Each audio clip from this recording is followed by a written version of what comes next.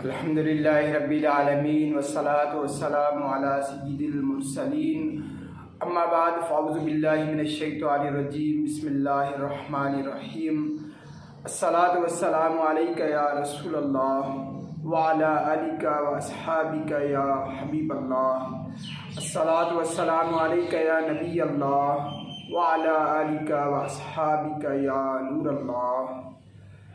फरमाने आखिरी नबी सल्लल्लाहु तआला अलैहि वसल्लम जहमुते हिक भेरो दुर्द पाक पढ़ियो अल्लाह तबारक व तआला उन ते 10 रहमतूं नाज़िल फरमाईंदो आहे ऐं जंहिं 10 भेरा दुर्द पाक पढ़ियो अल्लाह तबारक व तआला उन ते 100 रहमतूं नाज़िल फरमाईंदो आहे। बचावे तुमको जो दोज़ख से ऐसे मोहसिन पर सदा सलाम कहो, उम्र भर दुरूद पढ़ो। अब गुनाहों की शामत में मारे फिरते हो, खुदा की तुम पर हो रहमत अगर दुरूद पढ़ो। सल्लु अलल हबीब सल्लल्लाहु तआला अला मुहम्मद सल्लल्लाहु तआला अलैहि वालिहि वसल्लम।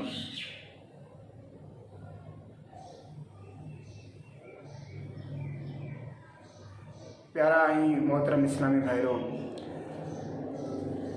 अॼु 27 रमज़ान मुबारक की रात है। आलिम सगोरन की वॾी तादाद जो ख्याल है तो रमज़ान मुबारक की 27 रात ही शबे कद्र होंदी है। लिहाजा असां उम्मीद कयूं था तो अल्हम्दुलिल्लाह अॼु शबे कद्र है, अॼु मग़फ़िरत की रात है, अॼु रहमत की रात है, अॼु उहा रात है जंहिंमें इबादत करण 1000 महीननि की इबादत खां बेहतर है। अॼु सलामती की रात है। हज़रत अब्दुल्ला बिन अब्बास रज़ी अल्लाह ताला अन्हुमा का रिवायत है तो सरकार मदीना सल्लल्लाहु ताला अलैहि वसल्लम जन फरमायो, जॾहिं शबे कद्र ईंदी आहे तो अल्लाह पाक के हुकुम सां हज़रत जिब्राइल अलैहिस्सलाम एक साओ झंडो खणी फ़रिश्तनि की तमाम वॾी फ़ौज सां गॾु ज़मीन ते नुज़ूल फरमाईंदा आहिनि ऐं उन साए झंडे के काबा मुअज़्ज़मा ते लहराईंदा आहिनि। एक रिवायत मुताबिक उन्हनि मलाइकनि जो तादाद रूए ज़मीन के पत्थरनि खां बि वधीक हूंदो आहे। वे सभई सलाम और रहमत वठी नाज़िल थींदा आहिनि। हदीस पाक में आहे हज़रत जिब्राइल अलैहिस्सलाम जा 100 पर आहिनि जिन मां 2 पर सिर्फ़ इन्ही रात खोलींदा आहिनि। उहे पर ओभर ऐं ओलह में फैलिजी वेंदा आहिनि। पोइ हज़रत जिब्राइल अलैहिस्सलाम फ़रिश्तनि के हुकुम ॾींदा आहिनि त जेको भी मुसलमान अॼु रात क़याम करे या ज़िक्रुल्लाह में मशगूल है उन सां सलाम ऐं मुसाफ़ो करियो ऐं पिणु उन जे दुआउनि ते आमीन भी चओ। अहिड़ी रीत सुबुह ताईं इहो सिलसिलो रहंदो आहे। प्यारा ऐं मोहतरम इस्लामी भाइरो, अॼु बरकतुनि भरी रात है। अल्लाह पाक अॼु जी हिन मुबारक रात जे सदके असां सभिनी जी बेहिसाब मग़फ़िरत ऐं बख़्शिश फरमाए।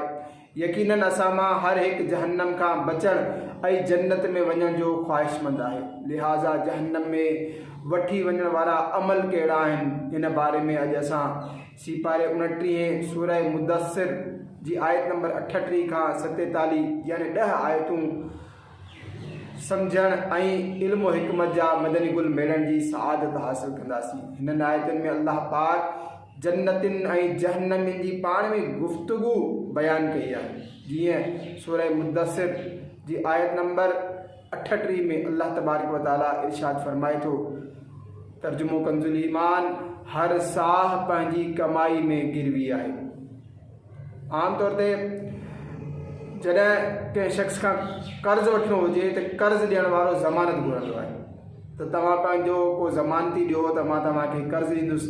हिन सूरत में जेकॾहिं कर्ज़ घुरण वारे वटि को ज़मानती मौजूद न हूंदो आहे तो हू पंहिंजे का क़ीमती शइ, मिसाल तौर ज़मीन जा कागज़ात, सोन चांदी जा ज़ेवर वग़ैरह ज़मानत तौर उनखे जमा कराए कर्ज़ो हासिल कंदो आहे ऐं इहो मुआइदो थींदो आहे त मां कर्ज़ वापसि मोटाए पंहिंजी शइ तव्हां खां वापसि वठंदुसि। इहा जेका शइ ज़मानत तौर कर्ज़ ॾियण वारे वटि रखी वेंदी आहे उनखे अरबी में रहन यानी गिरवी रखियल शइ चवंदा आहिनि। हिन आयत सगुरी में इहो लफ़्ज़ इस्तेमालु थियो ऐं अल्लाह पाक फरमायो, हर जान पंहिंजी करणीअ में यानी पंहिंजे अमलनि जे बदिले गिरवी रखियल आहे। मतलब इहो आहे त अल्लाह पाक असांखे ज़िंदगी बख़्शी, जिस्म ॾिनो, हथ पेर ॾिना, अख नक कन, अक़लो सम्झ शऊर अता फरमायो। पोइ असां ते अहकाम लाज़िम फरमाया, कुछ शयूं असांते फ़र्ज़ आहिनि, कुछ असांते अल्लाह पाक जा वाजिबात आहिनि। हाणे हिन फ़र्ज़नि ऐं वाजिबनि जे बदिले में असांजी जान गिरवी रखी वई आहे। जेकॾहिं असां उहे फ़र्ज़ ऐं वाजिब अदा कयूं त असां पंहिंजी जान जहन्नम खां आज़ादु कराए वठंदासीं। जेकॾहिं असां हिन में कोताही कंदासीं त पाण खे जहन्नम जो हक़दार बणाईंदासीं। हिन हंधि इहा ॻाल्हि बि यादि रखणु घुरिजे त हिन दुनिया में असां सिर्फ़ु अमल जो इख़्तियार रखूं था, हिन अमल जो नतीजो छा निकिरंदो हिन जो इख़्तियार असां वटि न आहे। अल्लाह पाक सूरह फातिहा में इरशाद फरमायो, तर्जुमो कंजुल ईमान, जज़ा जे ॾींहं जो मालिक। हिन आयत में अल्लाह पाक मालिक यौमुद्दीन यानी क़यामत जे ॾींहं जो मालिक न फरमायो, बल्कि फरमायो मालिक यौमिल क़ियामत न फरमायो, बल्कि मालिक यौमुद्दीन रोज़े जज़ा जो मालिक फरमायो। हिन हवाले सां इमाम बुकाई रहमतुल्लाह ताला अलैह फरमाईंदा, यौमुद्दीन मां मुराद असल में त क़यामत ई आहे, छो त हक़ीक़त में सज़ा ऐं जज़ा जो मामिलो क़यामत जे ॾींहुं ई थींदो। अलबत्ता जेकॾहिं असां गौर कयूं त मालूम थींदो त बानो जीअं त को अमल कंदो आहे उनजो नतीजो यकदमि ई ज़ाया थी वेंदो आहे। मिसाल तौरु जेकॾहिं को शख़्स माज़ला गुनाह कंदो आहे त हदीस पाक जे मुताबिक़ उनजे दिलि ते कारो नुक़्तो लॻायो वेंदो आहे। अहिड़ी तरह जेकॾहिं को नेकी कंदो आहे त उनजे दिलि में नेकी जो नूर ईंदो आहे, काराण धुपिजी वेंदी आहे। अहिड़ी तरह वधीक गौर कयूं, असां मानी खाऊं था, मानी खाइण या न खाइण जो इख़्तियार असां वटि आहे, पर इहो खाधो पेट में वञी छा कंदो, शिफ़ा बणिजंदो या मर्ज़ बणिजंदो, इहो असांजे इख़्तियार में न आहे। ख़बर पई त असां सिर्फ़ु कम जो इख़्तियार रखूं था, उनजे नतीजे जो इख़्तियार असां वटि न आहे, बल्कि अल्लाह पाक वटि आहे। हाणे ॿीहर साॻी आयत मुबारका ॿुधूं था, कुल्लु नफ़्सिन बिमा कसबत रहीना। तर्जुमो कंजुल ईमान, हर साह पंहिंजी कमाईअ में गिरवी आहे। मालूम थियो त अमल तीर जीअं आहे, तीर जॾहिं कमान मां निकिरी वञे त मोटी वापसि न ईंदो। अहिड़ी तरह असां जेको कुझु अमल करे वरितो सो करे वरितो, उनजे नतीजे जा ज़िम्मेदार बि असां पाण आहियूं। जेकॾहिं सुठो कमु कंदासीं त नतीजो सुठो निकिरंदो, बुरो कंदासीं त नतीजो बुरो निकिरंदो।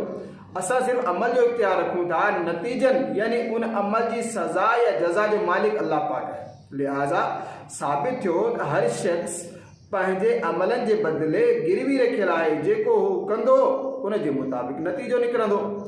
ऐं इहो बि हमेशह यादि रखणु घुरिजे त असां इंसान आहियूं, असां विसारे वेंदा आहियूं। अल्लाह पाक असांजो मालिक आहे, उहो विसारण खां पाक आहे। जेकॾहिं असांखे चयो वञे त 1 जनवरी 2020 खां वठी 31 डिसंबर 2020 ताईं जे पंहिंजे हिकु साल जे हिकु मिंट जी कारकर्दगी बयानु कयो त शायदि असां मां को बि इहो करे ई न सघंदो। हर साल त परे जी ॻाल्हि आहे, असां शायदि हिकु महीने बल्कि हिकु ॾींहं जो बि हिकु मिंट जो हिसाब ॾेई नथा सघूं, पर अल्लाह पाक असांजो मालिक आहे। असां वटि उनजे हिकु लम्हे, हिकु मिंट बल्कि हिकु सेकंड जो रिकॉर्ड मौजूदु आहे। हुज़ूर जाने रहमत सल्लल्लाहु ताला अलैहि वसल्लम फरमायो, नेकी कॾहिं पुरानी न आहे थींदी। पाण फरमायूं, गुनाह कॾहिं विसारियो न आहे वेंदो, ऐं बदिलो ॾियण यानी अल्लाह पाक खे कॾहिं मौत न ईंदो। जेको चाहियो कयो, जहिड़ो कंदो तहिड़ो भरींदो। मालूम थियो त हर शख़्स पंहिंजे अमलनि जे बस गिरवी आहे। इहा ॻाल्हि क्लियर थी। जेको उन कयो उनजो नतीजो भोगींदो। जेको अल्लाह पाक जा फ़र्ज़ ऐं वाजिब अदा नाहे कंदो, जेको हिन दुनिया में नेकियूं न कंदो, गुनाह ते गुनाह कंदो वेंदो, जन्नत में वठी वञण वारा अमल न कंदो, उहो जहन्नम जो हक़दार थींदो। लिहाज़ा हर साह पंहिंजी कमाई में गिरवी आहे। जेको बि हिन दुनिया में पैदा थियो उनखे क़बर में लहणो ऐं पंहिंजी करणी जो फल भोगणो आहे। ए आशिकान रसूल अहिड़ा ख़ुशनसीब आहिनि जेकी पाण खे जहन्नम खां आज़ादु करण में कामयाबु थी वेंदा। उहे केरु आहिनि? सूरह मुदस्सिर जी आयत नंबर 39 में इरशाद आहे, मगर साॼे तरफ़ वारा इल्ला असहाबल यमीन, मगर साॼे तरफ़ वारा। जहिड़ी तरह कर्ज़दार पंहिंजी क़ीमती शइ खे गिरवी रखंदो आहे, पोइ जॾहिं कर्ज़ु मोटाए ॾींदो आहे त पंहिंजी गिरवी रखियल शइ वापसि वठंदो आहे, अहिड़ीअ तरह सभिनी इंसाननि जी जान जहन्नम में गिरवी रखियल आहे। पर असहाबे यमीन यानी साॼे तरफ़ वारा, राइट साइड वारा, उहे आहिनि, उहे पाण खे जहन्नम खां आज़ादु कराए जन्नत में हलिया वेंदा, जन्नत जा हक़दार थी वेंदा। असहाबे यमीन केरु आहिनि?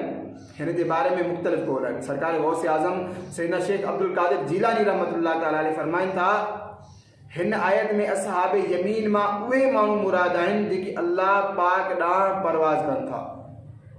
कीअं परवाज़ कनि था? यानी उहे पंहिंजी ख़्वाहिशूं ख़तमु कनि था, पंहिंजी मर्ज़ी मिटाए अल्लाह पाक जी मर्ज़ी ते राज़ी थी वेंदा आहिनि। अल्लाह पाक जी रिज़ा जे कमनि में लॻी वेंदा आहिनि, मसरूफ़ थी वेंदा आहिनि, उहे माण्हू असहाब यमीन आहिनि। ऐं उहे पाण खे जहन्नम खां आज़ादु कराए जन्नत में वञण जा हक़दार थींदा आहिनि। मालूम थियो त नफ़्स जी ख़्वाहिश ते हलणु, पंहिंजी मनमानी करणु रिज़ा इलाही खां परे कंदो आहे ऐं जहन्नम में वठी वञण जो सबबु आहे।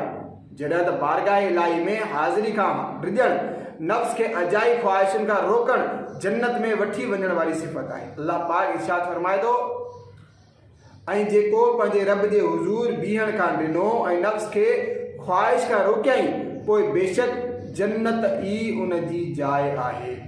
अल्लाह पाक असां सभिनी खे नफ़्स जी अजाई ख़्वाहिशुनि खां बचण, रिज़ा इलाही वारा कम करण जी तौफ़ीक अता फरमाए, आमीन। कल्ब सख्ती में हद से बढ़ा जाता है, कल्ब सख्ती में हद से बढ़ा जाता है, बंदा तालिब तेरे खौफ का है, इल्तिजाए गमे मुस्तफ़ा है, या खुदा तुझसे मेरी दुआ है।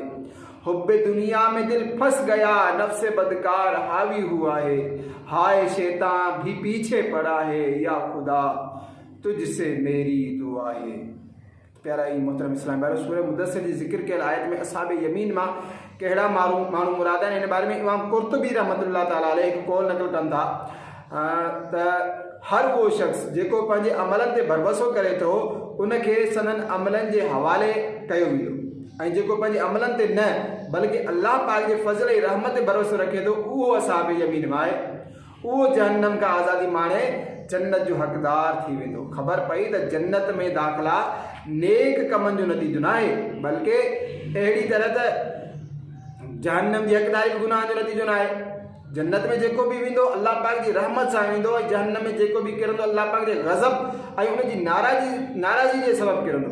हा, गुनाह अल्लाह पाक जी नाराज़गी ऐं उनजे ग़ज़ब जो सबबु आहे, ऐं नेकियूं अल्लाह पाक जी रहमत मिलण जो ज़रियो थियनि थियूं, ऐं अल्लाह पाक जी रहमत बाने खे जन्नत ताईं पहुचाईंदी आहे। लिहाज़ा जेको शख़्स पंहिंजे अमलनि ते भरवसो करे थो, उहो वॾो नादान आहे।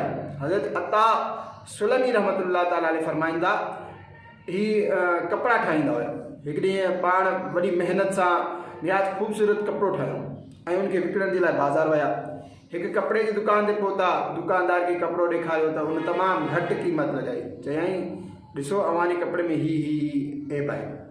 दुकानदार जी ॻाल्हि ॿुधी हज़रत अता सलमी रहमतुल्लाह ताला ने कपिड़ो वापसि वरितो ऐं रोइण लॻा। दुकानदार हिन खे रोईंदो ॾिसी करे उनखे ॾाढी शर्मिंदगी थी, आयो हू संदन जी घुरबल क़ीमत में ई कपिड़ो वठण जे लाइ तयारु थी वियो।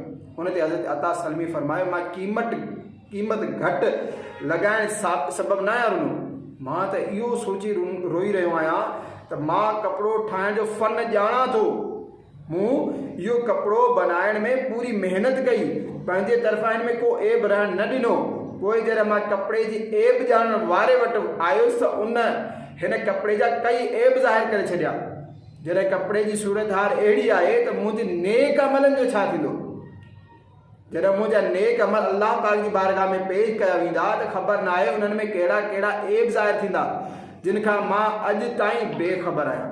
प्यारा ऐं मोहतरम इस्लामी भाइरो, मालूम थियो असांजा अमल हिन लाइक़ु न आहिनि जो असां पंहिंजे अमलनि जे ज़रिए जन्नत में पहुची सघूं। सिर्फ़ु अल्लाह पाक जी रहमत, उन ते भरवसो आहे, उन जे फज़लो करम सां जन्नत नसीब थींदी इंशाअल्लाह अज़्ज़ व जल। अदल करें ता थर थर कंबन ऊंचियां शाना वाले, अदल करें ता थर थर कंबन ऊंचियां शाना वाले, फज़ल करें ता बख्शे जावन में जहे मुंह काले।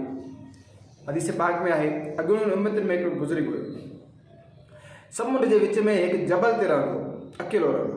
अल्लाह पाक उन जे लाइ ॾाढ़ूं जो हिकु वणु पैदा कयो ऐं हिकु मिठे पाणी जो चश्मो कढियो। हू ॾाढ़ूं खाई पाणी पी ॾींहुं राति अल्लाह पाक जी इबादत कंदो। इन हाल में उनजा 500 साल गुज़री विया। आख़िरकार उनजो बि आख़िरी वक़्तु आयो। हज़रत इज़राइल अलैहिस्सलाम आया, उन बुज़ुर्ग अर्ज़ु कयो, एतिरी मोहलत ॾियो जो मां वुज़ू करे 2 रकात नमाज़ अदा कयां। जॾहिं आख़िरी रकात जो सजदो कयां त रूह कब्ज़ करे वठिजां। हज़रत इज़राइल अलैहिस्सलाम जन फरमायो ठीकु आहे, मां तव्हांजे लाइ एतिरी इजाज़त आंदी आहे। पोइ उन वुज़ू कयो, 2 रकात नमाज़ पढ़ी, 2 रकात जे सजदे में हुआ जो रूह कब्ज़ करे वियो। उहे अञा ताईं सजदे में आहिनि ऐं बदन बि सलामत आहे। हज़रत जिब्राइल अलैहिस्सलाम बारगाह रिसालत में अर्ज़ु कयो, असां जॾहिं आसमान तां लहंदा आहियूं या आसमान ॾांहुं वेंदा आहियूं त ॾिसंदा आहियूं त उहे बुज़ुर्ग उन्हीअ तरह सजदे जी हालत में आहिनि। हदीस पाक में इरशाद आहे त उन ख़ुदा जे बाने खे क़यामत जे ॾींहुं जॾहिं बारगाह इलाही में पेश कयो वेंदो, अल्लाह पाक मलाइकनि खे हुकुम ॾींदो, इज़हबू बि अब्दी इला जन्नती बि रहमती, मुंहिंजे बाने खे मुंहिंजी रहमत सां जन्नत में वठी वञो। उन वक़्तु उन जे वात मां हीअ अल्फाज़ निकिरंदा, इलाही मुंहिंजे अमल सबबु, यानी मूं अमल ई अहिड़ा कया आहिनि जो मां पंहिंजे अमलनि ई जे करे जन्नत जो हक़दार आहियां। हुकुम इलाही थींदो, इनखे वापसि वठी अचो, मीज़ान ते बीहारीस। हाणे उन जे 500 सालनि जूं इबादतूं हिकिड़े पलड़े में रखियूं वेंदियूं ऐं दुनिया में 500 साल ताईं उनखे जेकी नेमतूं अता थियूं उन्हनि मां सिर्फ़ु हिकु नेमत अखि खे ॿिए पलड़े में रखियो वेंदो, त सिर्फ़ु अखि जो वज़न 500 साल जी इबादतुनि खां वधी वेंदो। हाणे हुकुम थींदो, मुंहिंजे बाने खे मुंहिंजे अदल सां जहन्नम में वठी वञो। हाणे उहो घबराइजी अर्ज़ु कंदो, न ए रब, बल्कि तुंहिंजी रहमत सां। इरशाद थींदो, इज़ाबू बि आबदी इला जन्नती बि रहमती, मुंहिंजे बाने खे मुंहिंजी रहमत सां जन्नत में वठी वञो। अल्लाहु अकबर। हे आशिकाने रसूल पंहिंजी निमाज़ुनि ते नाज़ करण वारनि जे लाइ, पंहिंजे रोज़नि ते मान करण वारनि जे लाइ, पंहिंजे हज ऐं उम्र ते आकड़े ॾेखारण वारनि जे लाइ, सदके ख़ैरात वग़ैरह ते ख़ुदि पसंदी जो शिकार करण वारनि जे लाइ, पंहिंजी इबादतुनि जी पेशे नज़र ॿियनि खे हिकारत जी नज़र सां ॾिसण ऐं माज़ अल्लाह ॿियनि खे ताना ॾियण वारनि जे लाइ हदीस पाक में बयानु कयल हिन सची हिकायत में केतिरी इबरत आहे। बसि अल्लाह पाक असां खां हिसाब न वठे, क़यामत जे ॾींहुं असांजे अमलनि जी जांच पड़ताल न कई वञे। जेकॾहिं ख़ुदा न ख़ास्ता असांजे अमलनि जो हिसाब वरितो वियो त वॾी शर्मसारी ऐं शर्मिंदगी खे मुंहुं ॾियणो पइजी वेंदो। लिहाज़ा हमेशह इहा ई दुआ घुरिजे, अल्लाह पाक बसि पंहिंजे करम सां, पंहिंजी रहमत ऐं फज़ल सां असां गुनाहगारनि ते एहसान कंदे पंहिंजे प्यारे हबीब सल्लल्लाहु तआला अलैहि वसल्लम जे सदके में बिला हिसाब ई जन्नत में दाख़िला नसीब फरमाए छॾे। सल्लू अलल हबीब सल्लल्लाहु तआला अला मुहम्मद सल्लल्लाहु तआला अलैहि वसल्लम।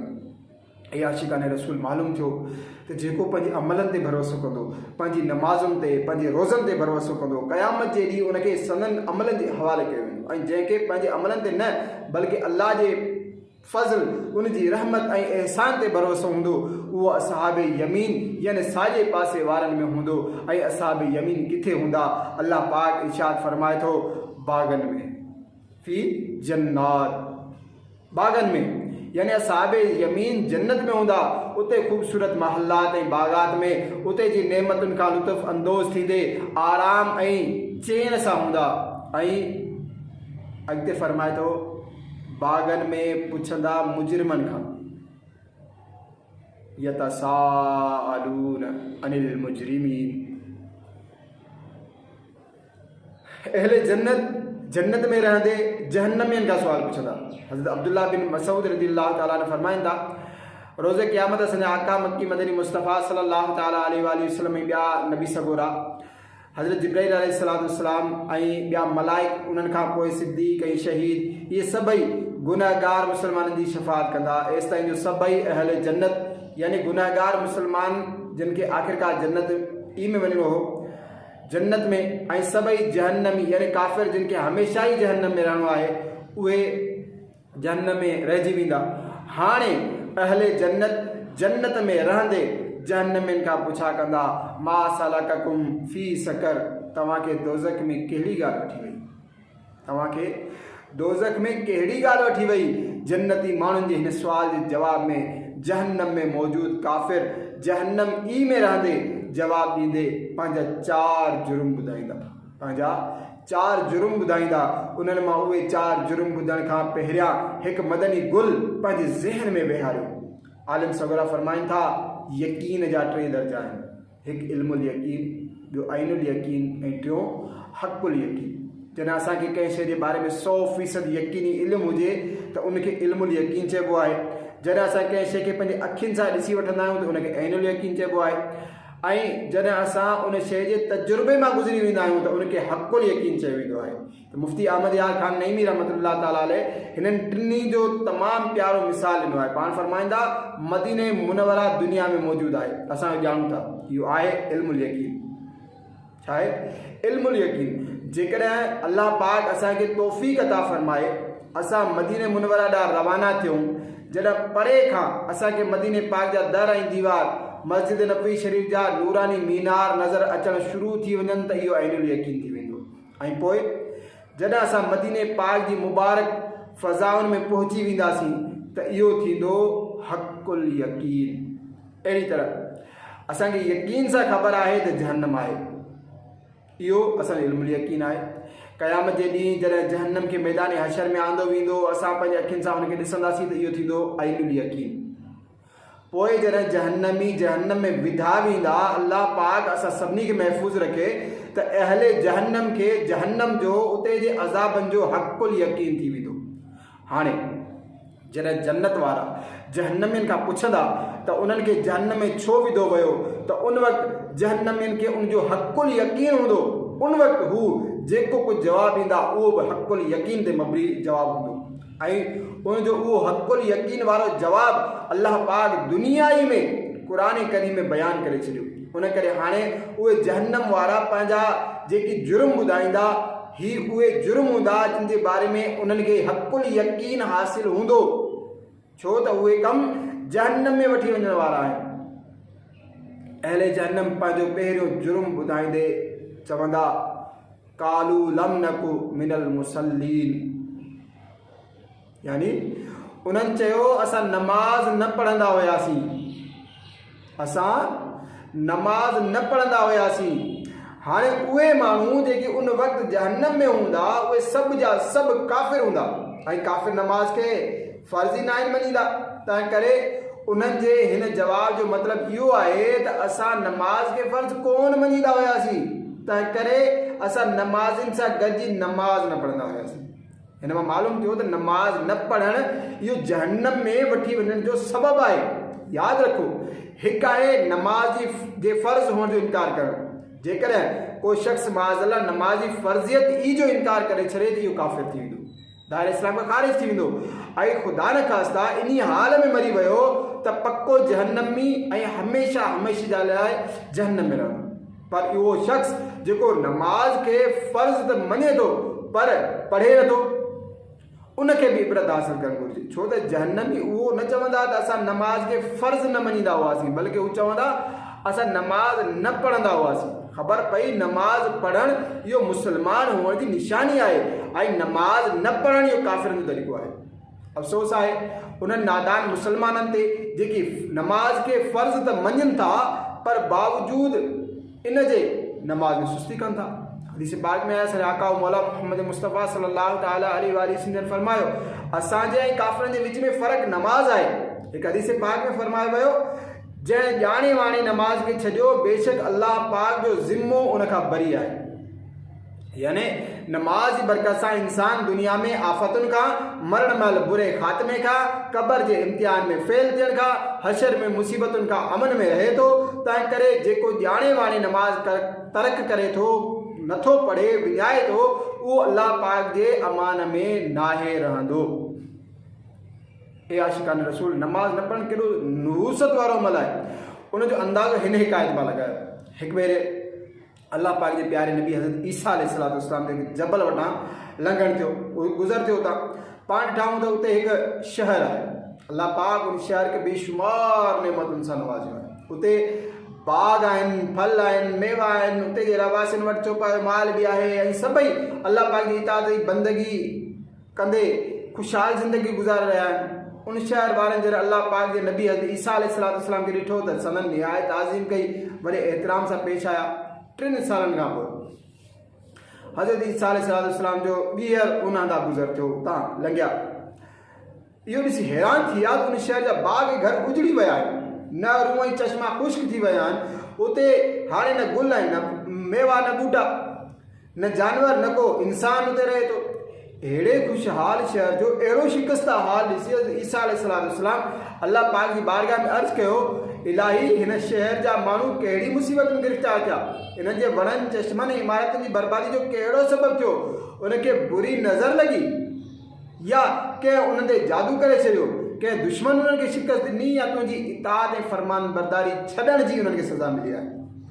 हज़रत ईसा अलैहिस्सलाम जे हिन अर्ज़ में हज़रत जिब्रील अमीन हाज़िर ख़िदमत थी अर्ज़ कनि था, ए अल्लाह पाक जा नबी, हिन शहर खे न त नज़र लॻी, न उन्हनि अल्लाह पाक जी इताअत तरक कई, न उन्हनि ते जादू कयो वियो, उन्हनि जी बर्बादी जो असुलु सबबु इहो थियो जो हिकु ॾींहुं, ॿुधिजो गौर सां ॿुधिजो, हिकु ॾींहुं हिन शहर मां हिकु बेनिमाज़ी लंघियो, हिकु बेनिमाज़ी लंघियो हो, उन हिननि जे हौज़ मां मुंहुं धोतो हो, उन बेनिमाज़ी जे चेहरे ते लॻण वारे पाणी जी इहा नूसत थी जो हिन शहर जा सभु चश्मा सुकी विया, उनजा बाग वीरान थी विया ऐं उहो शहर उजड़ी वियो।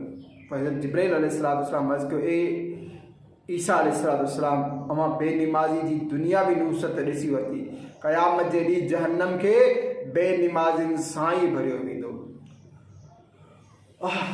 मुंहिंजी शेख तरीक़े तां अमीर सुन्नत दामत बरकातुहु आलिया लिखनि था, होगी दुनिया खराब आखिरत भी खराब भाइयों, तुम कभी छोड़ना मत नमाज, बेनमाजी जहन्नम का हकदार है भाइयों, तुम कभी छोड़ना मत नमाज, कब्र में सांप बिच्छू लिपट जाएंगे भाइयों, तुम कभी छोड़ना मत नमाज, सह सकोगे न दोज़ख का हरगिज़ अज़ाब भाइयों, तुम कभी छोड़ना मत नमाज, देखो अल्लाह नाराज़ हो जाएगा भाइयों, तुम कभी छोड़ना मत नमाज, या खुदा तुझसे अत्तार की है दुआ, मुस्तफ़ा की पढ़े प्यारी उम्मत नमाज, सल्लु अलल हबीब सल्लल्लाहु तआला अला मुहम्मद सल्लल्लाहु तआला अलैहि वसल्लम।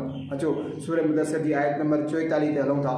अहले जहन्नम जन्नतनि जे सुवाल ते पंहिंजो ॿियो जुर्म बयानु कंदे चवंदा, पहिरियों जुर्म ॿुधोसीं बेनमाज़ी, ॿियो अचो ॿुधो था, वलम नकु नुतइमुल मिस्कीन, तर्जुमो कंजुल ईमान, ऐं मिस्कीननि खे खाधो न खाराईंदा हुआसीं, मिस्कीननि खे खाधो न खाराईंदा हुआसीं। अल्लाहु अकबर।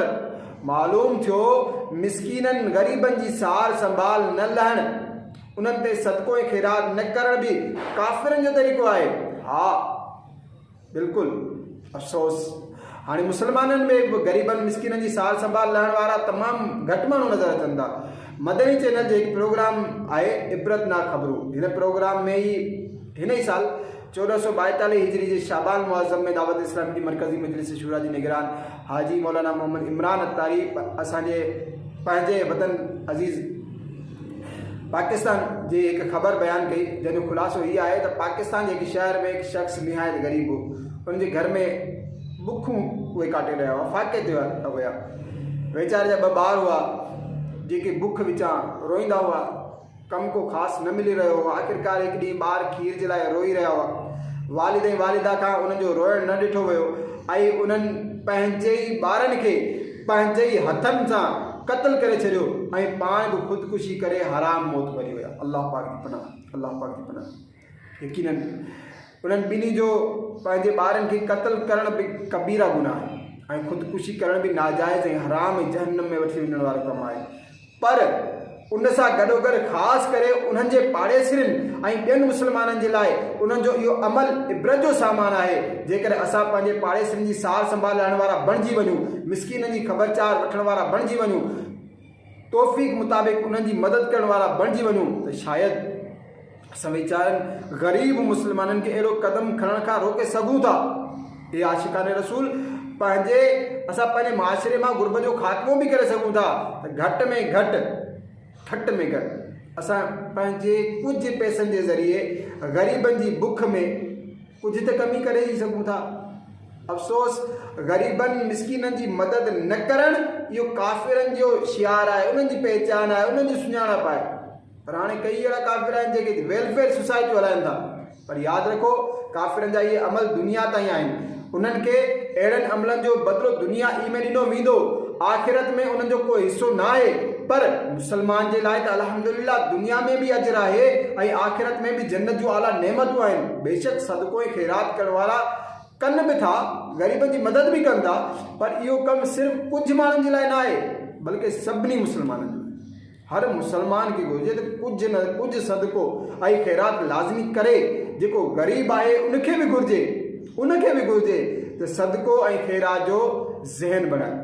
अल्हम्दुलिल्लाह असांजो दीन इस्लाम असांखे ईसार, कुर्बानी, हमदर्दी जो दर्स ॾिए थो। असांजे प्यारे आका मौला मक्की मदनी मुस्तफ़ा सल्लल्लाहु तआला अलैहि वसल्लम फरमायो, जेको शख़्स कंहिं शइ जी ख़्वाहिश रखे थो, पोइ पंहिंजी ख़्वाहिश तर्क करे ॿियनि खे पाण ते तरजीह ॾिए त उन जी बख़्शिश कई वेंदी। सुभान अल्लाह। जेकर असां जन्नत माणण जे लाइ बारगाह इलाही मां मग़फ़िरत जी ख़ैरात हासिल करण जे लाइ पंहिंजूं ख़्वाहिशूं घटि करे वठूं, कुझु गिरह घटि खाई वठूं ऐं पंहिंजी आमदनी में कुझु पैसा बचाए ग़रीबनि ऐं मिस्कीननि ते ख़र्च कयूं त अंदाज़ो करियो अल्लाह पाक असांखे केतिरो राज़ी थींदो। ऐं हिन ईसार जी बरकत सां आख़िरत में कहिड़ियूं कहिड़ियूं नेमतूं, अज़ीम नेमतूं नसीब थींदियूं। अल्लाह पाक असां सभिनी खे तौफ़ीक़ अता फ़रमाए। सल्लु अलल हबीब सल्लल्लाहु तआला अला मुहम्मद सल्लल्लाहु तआला अलैहि वसल्लम। अहले जहन्नम जन्नतनि जे सुवाल ते पंहिंजो टियों जुर्म बयानु कंदे चवंदा, सूरह मुदस्सिर जी 45 आयत, वकुन्ना नख़ूदु मअल ख़ाइदीन। ऐं बेहूदा सोच रखंदड़नि सां गॾु अजाया फ़िक्र कंदा हुआसीं। हज़रत क़तादा रज़ियल्लाहु तआला अन्हु फरमाइनि था, जॾहिं को शख़्स गुमराही जी राह ते हलंदो हो त असां बि उन सां गॾिजी वेंदासीं। इन जी अमन ऐं बेहूदा सोच रखंदड़नि सां गॾु अजाया फ़िक्र कंदा हुआसीं। मालूम थियो गुमराहनि जे पोयां हलणु, गुमराही वारनि कमनि में दिलचस्पी वठणु ऐं नेकिन खां सुठनि कमनि खां पासो करणु, इहो बि काफ़िरनि जो तरीक़ो ऐं जहन्नम में वठी वञण वारो कमु आहे। अफ़सोस हिन मामले में बि हाणे मुसलमाननि जो हाल अजीब आहे। जीअं ई को वक़्तु बर्बाद करण जो ज़रियो जन्नत खां परे ऐं जहन्नम जे क़रीब करण वारी राह हक़ खां हटाइण वारी का शइ लाउंच थिए थी त माज़रत सां मुसलमाननि जो हिकु तादाद आहे जेको उनखे अपनाइण में अॻिते हूंदो आहे। जॾहिं टीवी लाउंच थियो, फिल्मूं, ड्रामा ऐं ॻाइण वॼाइण लाउंच थिया त आलिम सगुरनि जे मना करण जे बावजूदि ॾिसंदे हिकु वायरस जीअं इहा बीमारी असांजे मुआशिरे में छा पकड़जी केॾी पकड़जी वई। छा घर में VCR रखण वारा मुस्लमान न हुआ? छा केबल जे ज़रिए गैर मुस्लिमनि जा चैनल पंहिंजे घरनि में हलाए बेहयाई फैलाइण जो सबबु बणजण वारा मुसलमान ई न हुआ? ख़िलाफ़ सुन्नत लिबास पाइण में मुसलमान अॻिभरा रहिया। ॾाढ़ी कूड़ाए सुन्नत रसूल खे माज़अल्लाह गटर में उछलाइण में मुसलमान अॻिभरा रहिया। मथे उगाड़े घुमण जो रवाज मुसलमाननि अपनायो। बेपर्दगी बेहयाई खे असां पंहिंजे मुआशिरे जो हिसो बणाए छॾियो ऐं हाणे रही सही कसर सोशल मीडिया कढी छॾी।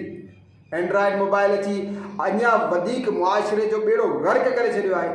छा उहे तमामु गुमराहियूं, बेहयायूं, दीन ऐं जन्नत खां परे करण वारा ज़रिया मुसलमाननि न अपनाया? पोइ उन सां गॾु हिन ते बि गौर कयो, सुन्नत जे मुताबिक़ ॾाढ़ी रखण वारनि ते ताना हणण वारा केर आहिनि? आलिम सगोरनि जो मज़ाक उॾाए जहन्नम जा हक़दार बणजण वारा केर आहिनि? मुबल्लिगनि खे बुरी नज़र सां ॾिसण वारा, कूड़ ॻाल्हाए वापार करण वारा, कूड़नि जी हिमायत करण वारा, बेदीननि जे लाइ राह हमवार करण वारा, इहे सभई केर आहिनि? छा मुसलमान अॼु इहो सभु कुझु न पिया कनि? जेकर करे रहिया आहिनि त पोइ दिलि जे कननि सां इबरत जे लाइ अहले जहन्नम जो इहो जवाबु क़ुरान करीम जी ज़बानी ॿुधो ऐं गौर कयो त इहो कंहिंजो कमु आहे। इरशाद आहे, ऐं असां इंसाफ़ वारे ॾींहं खे कूड़ो चवंदा हुआसीं। न समझोगे तो मिट जाओगे ए मुसलमानों, तुम्हारी दास्तान तक न रहेगी दास्तानों में। याद रखो, असांजी हिदायत क़ुरान करीम में आहे, असांजी हिदायत अहादीस मुबारका में आहे। असांजे लाइ आइडियल किरदार असांजे आका मौला आख़िरी नबी मुहम्मद मुस्तफ़ा सल्लल्लाहु तआला अलैहि वसल्लम जो आहे। असां सहाबा किराम जी सीरत ते हलण वारा आहियूं। असां औलिया किराम वटां फैज़ वठण वारा आहियूं। असांखे का बि शइ अपनाइण खां पहिरियां इहो सोचणो आहे त छा इहा शइ असांजे दीन खे नुक़सान त न पहुचाईंदी? छा इहा शइ, इहा आदत, इहा रिवायत, इहा रस्म रवाज मूंखे गुमराही ॾांहुं त न खणी वेंदा? जेकॾहिं असां इहो न कयो बल्कि हर चमकंदड़ शइ यानी काफ़िरनि जे तौर तरीक़नि खे बिना सोचे सम्झे अपनाईंदा वियासीं। त यादि रखो, गुमराहनि जी राह जी पैरवी करणु मुस्लमाननि जो न बल्कि काफ़िरनि जो तरीक़ो आहे। अल्लाह पाक असां सभिनी खे हमेशह गुमराह खां बचण जी तौफ़ीक़ अता फ़रमाए, असां सभिनी खे सचो पक्को ऐं हक़ीक़ी मुसलमान बणजण जी तौफ़ीक़ अता फ़रमाए। क़यामत जे ॾींहुं जॾहिं जन्नती जहन्नमिन खां पुछंदा त तव्हां कहिड़े सबब जे करे जहन्नम में पहुता, त उन जे जवाब में अहले जहन्नम पंहिंजो चोथों जुर्म बयानु कंदे चवंदा वकुन्ना नुकज़्ज़िबु बियौमिद्दीन अतानल यकीन। तर्जुमो कंजुल ईमान, ऐं असां इंसाफ़ वारे ॾींहं खे कूड़ो चवंदा हुआसीं एसि ताईं जो असां ते मौत अची वियो। हिन मां मालूम थियो त कुफ़्रो, दुश्मनी ऐं बदअमली जो वॾो सबबु क़यामत जो इनकार या उनखे विसारणु आहे। असां अल्हम्दुलिल्लाह मुस्लमान आहियूं ऐं असां क़यामत ते यकीन बि रखूं था। जेको माज़अल्लाह क़यामत जो इनकार करे उहो त मुस्लमान ई न रहंदो बल्कि काफ़िर थी वेंदो।